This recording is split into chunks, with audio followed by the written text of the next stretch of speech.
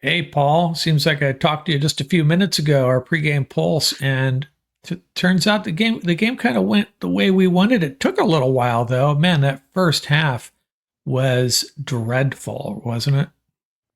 Those slow starts. I didn't think first halves could get any worse, but to get blanked in the first half, that was pretty excruciating. Yeah, I know. I was thinking about my son who was at the game, thinking, "Oh man, I mean, I know it's going to be a great trip regardless, but man, you just want to see some exciting football." Hey, before we press on, Ian couldn't join us. However, he did pre-record or record it before we joined a 2 or 3 minute bit on his thoughts on the game. Let's go to that right now, and then me and you will come back and talk more about the Rams' 21-14 win over the Saints.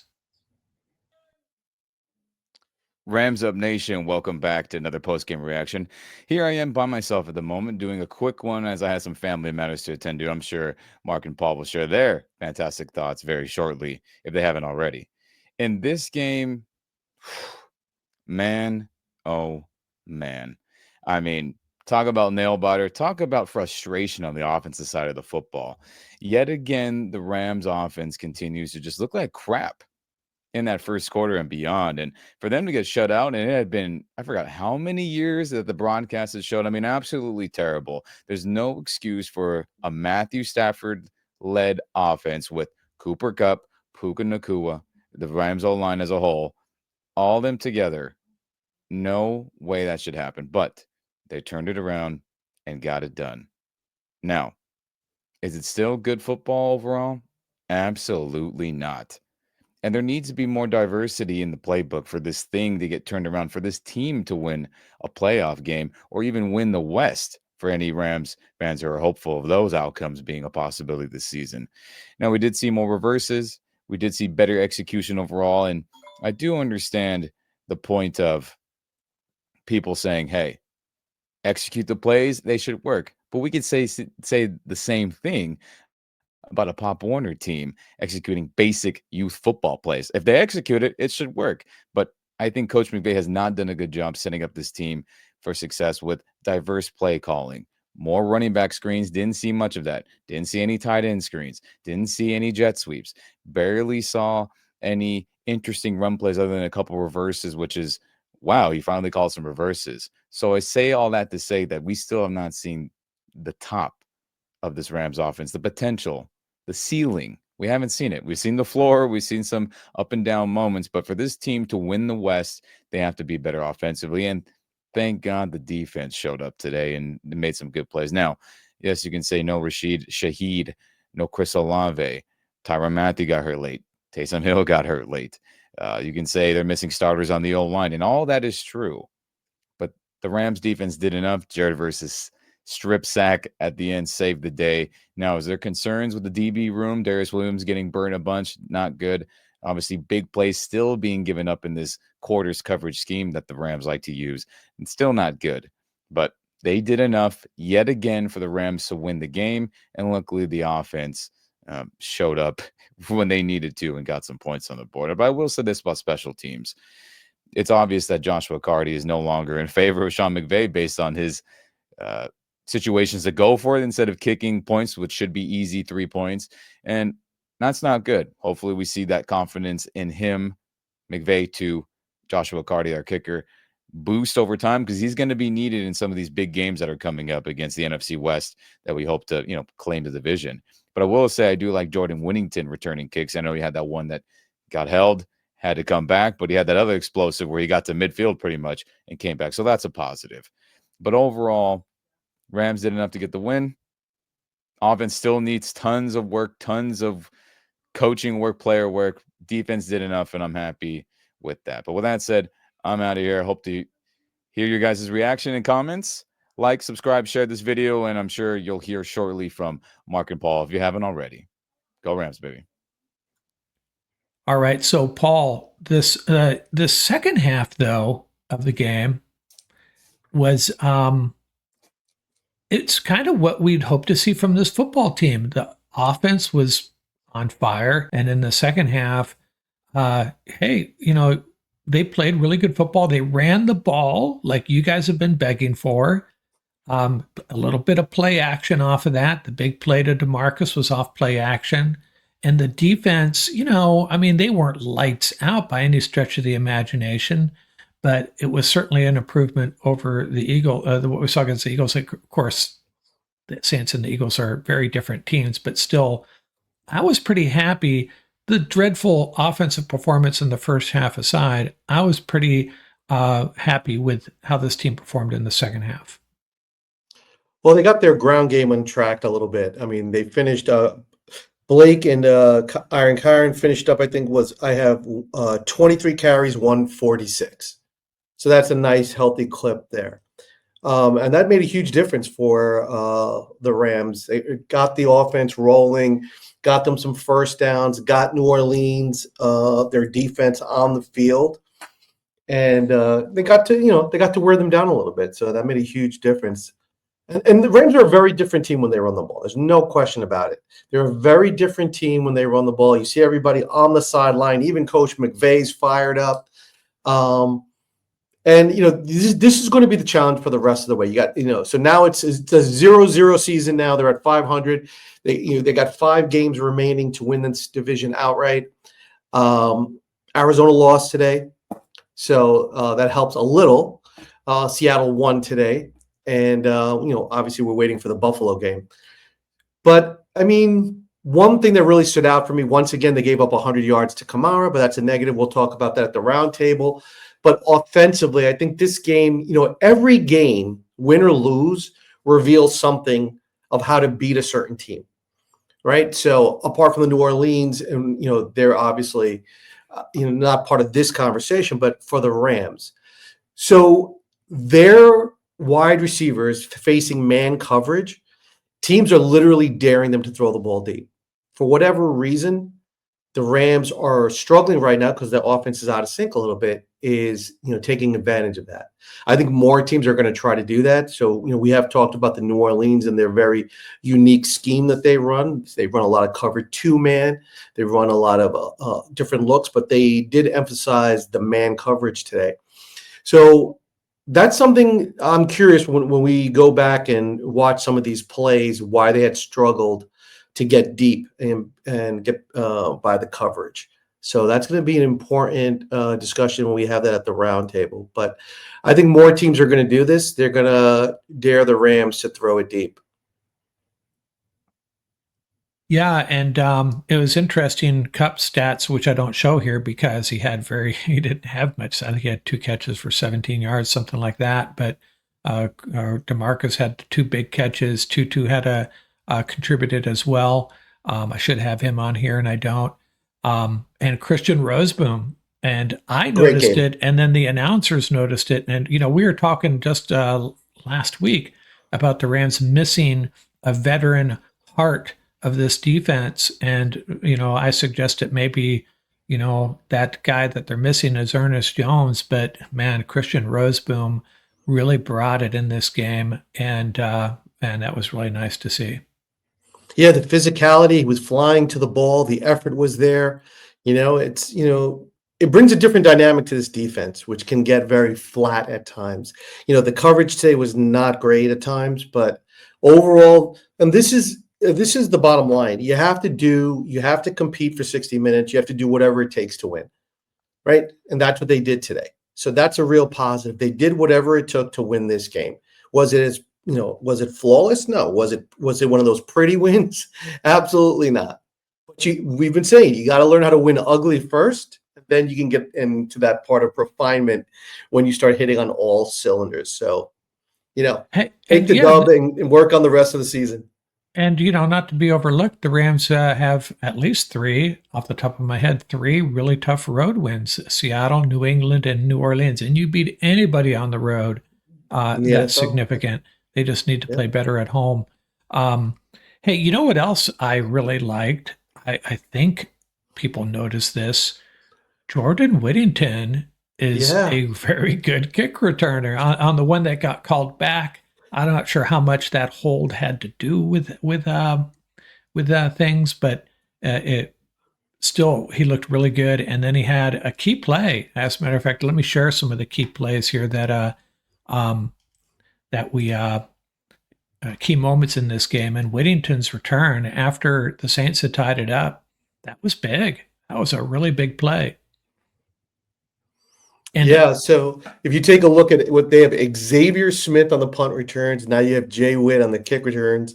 So their special teams might be able to come up with a couple of big plays down the stretch, and that's going to be a big deal, especially when you're not scoring a ton of points. yeah, and also another big play that we kind of got, you know, didn't focus on because we just don't like to talk about penalties against our team that do not get called. That was pass interference on Quentin Lake, and we dodged a bullet there. Oh That yeah, was going to be a really big play, and that was a really weird sequence there.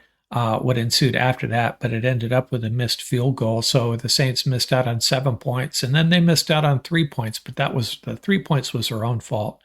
But yeah, a really interesting game. And I mean, if you look at these stats, considering that I took note of this Rams stats at halftime. I don't have it in front of me, but I think they had.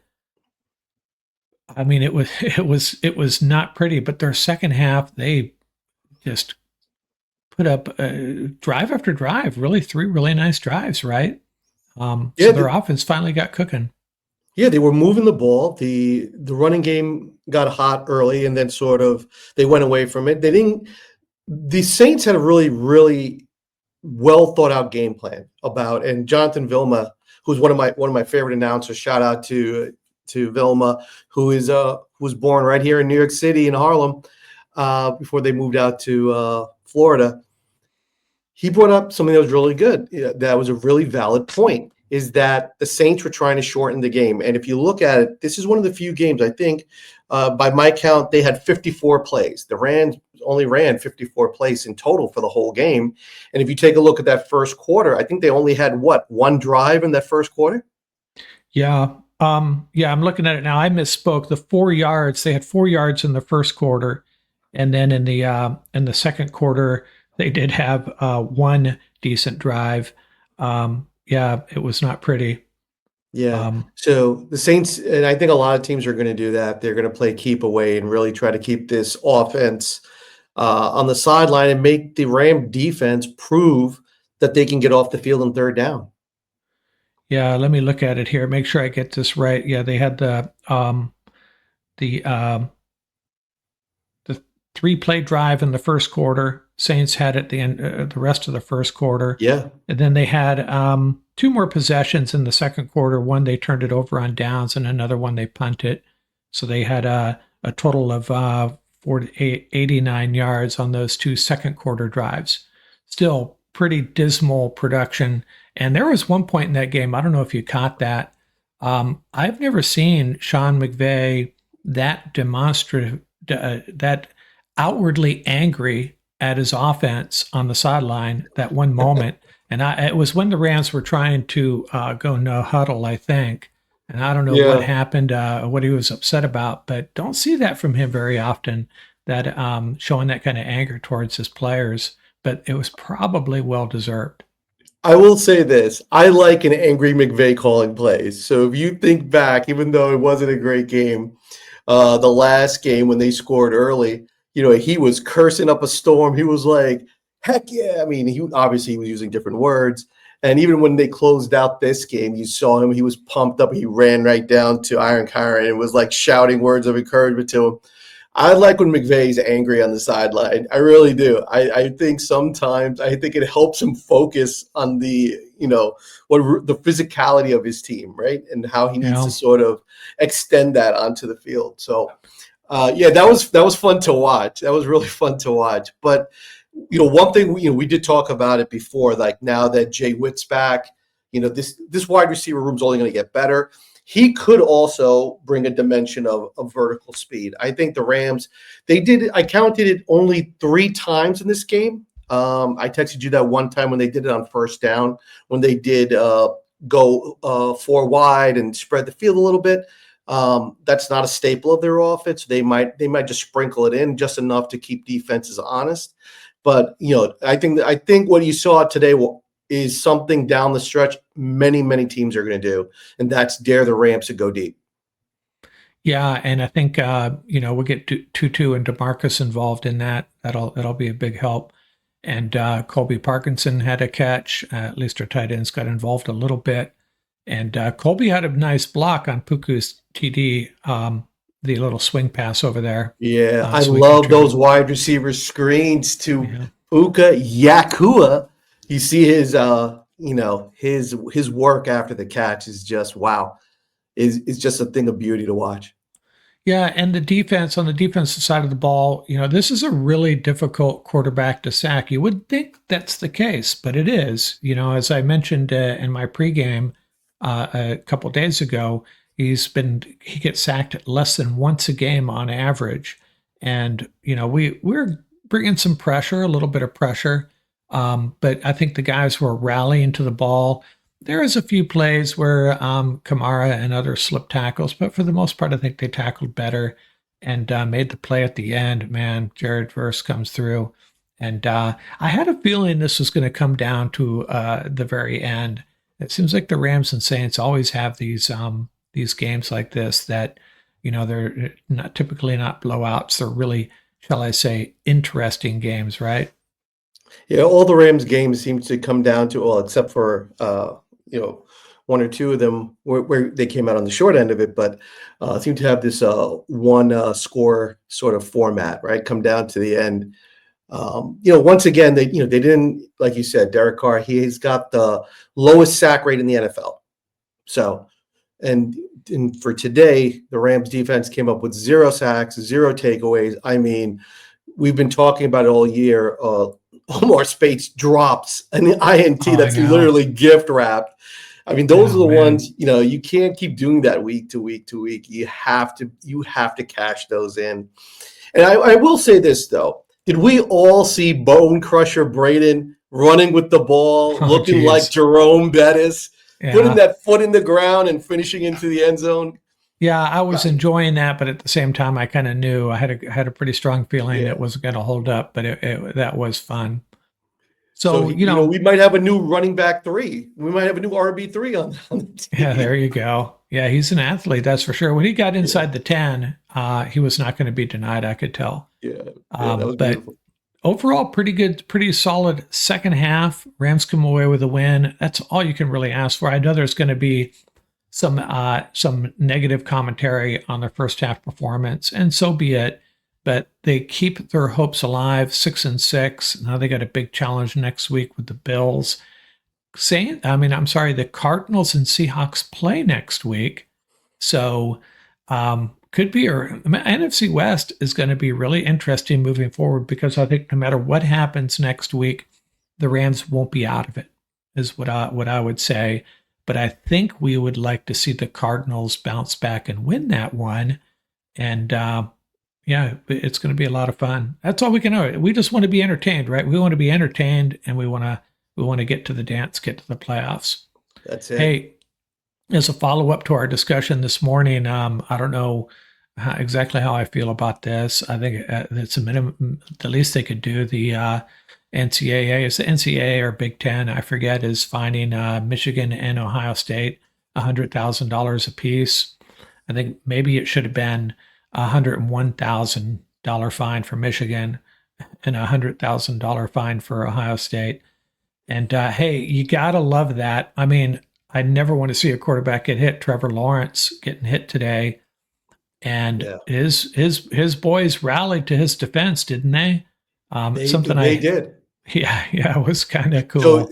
So Al Shahir he's very lucky that his team came and rescued him, because Jacksonville was ready to rip his helmet off, and he was at the bottom of that pile, if you watch it very closely. And look, he has we've said it before, it's not coincidental that this happened this weekend, following all that. I mean, this is a pattern that's emerging, where these things get out of control. I mean, these players,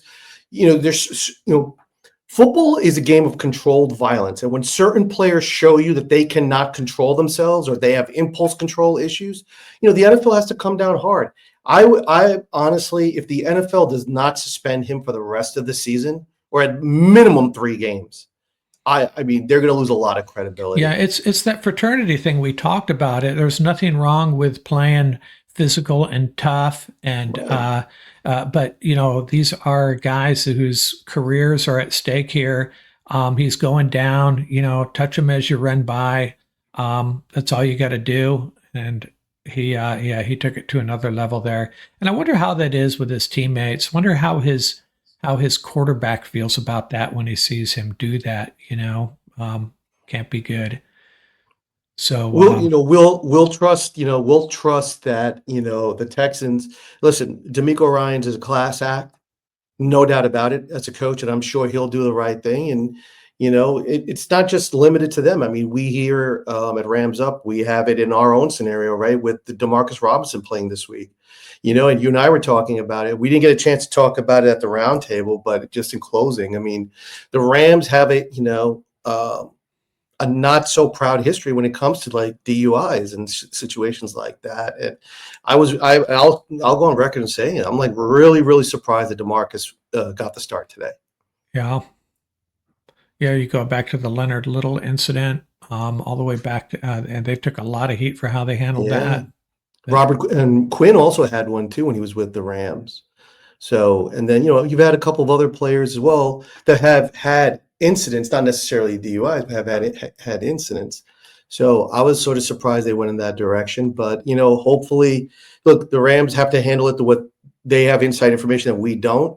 But we're going to trust that they did the right thing. But this is why it's really important when these situations occur that these teams handle it in an appropriate manner, because things just seem to spiral. Things can get ugly very quickly when when it's not addressed appropriately. yeah, well, today's game turned out good for the Rams, and for the next 2 hours, 3 hours, depending on when you hear this, we'll be rooting for the Bills. And then as soon as that game's over, we'll start talking about the Bills. That's our Rams' next opponent. We'll have a roundtable hopefully Wednesday night to talk about that game. And I know it's late where you're at, Paul, so I think we can wrap this up. And we'll talk again Wednesday night. All right, Ramley. Okay, out here from Rams Up. Thanks for joining.